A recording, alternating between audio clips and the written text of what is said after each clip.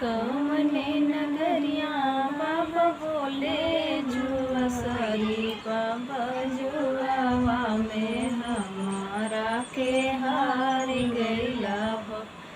बाबा जुआवा में हमारा के हार गईला हो।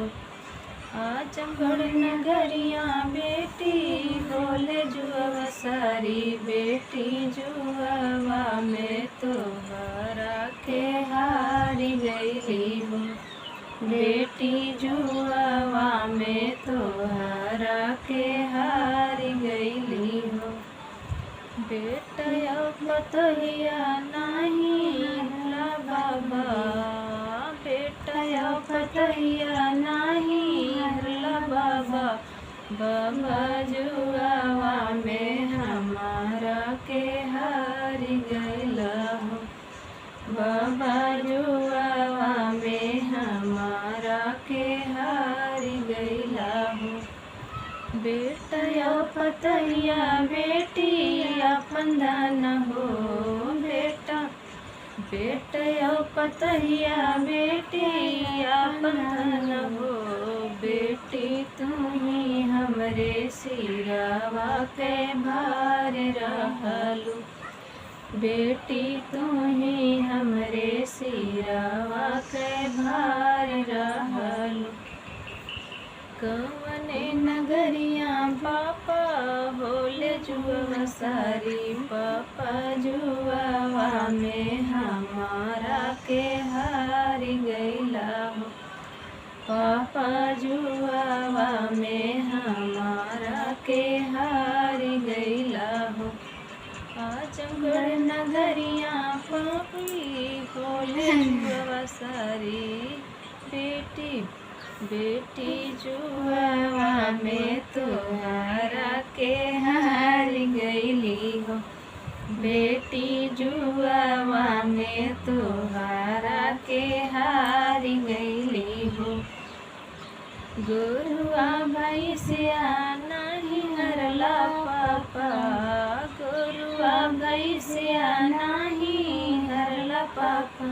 पापा जुआवा में हमारा के हारी गईला।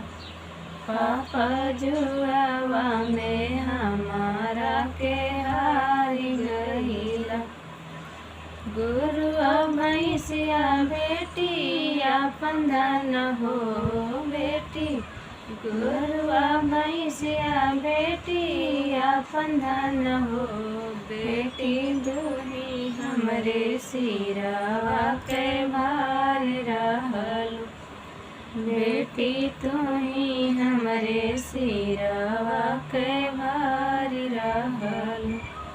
कवने नगरिया चाचा बोले जुआ सारी चाचा जुआवा में हमारा के हारी गईला हो।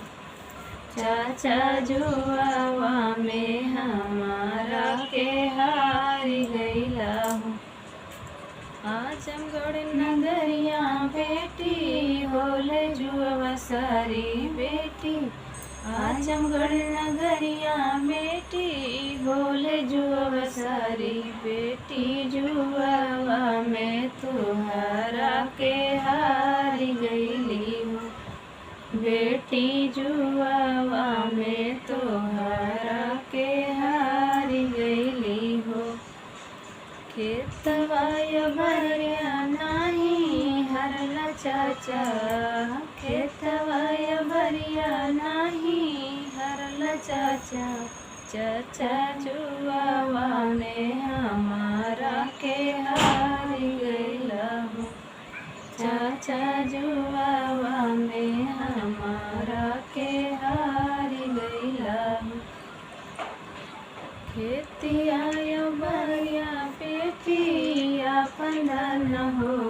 बेटी खेतिया भरिया बेटी अपन धन हो।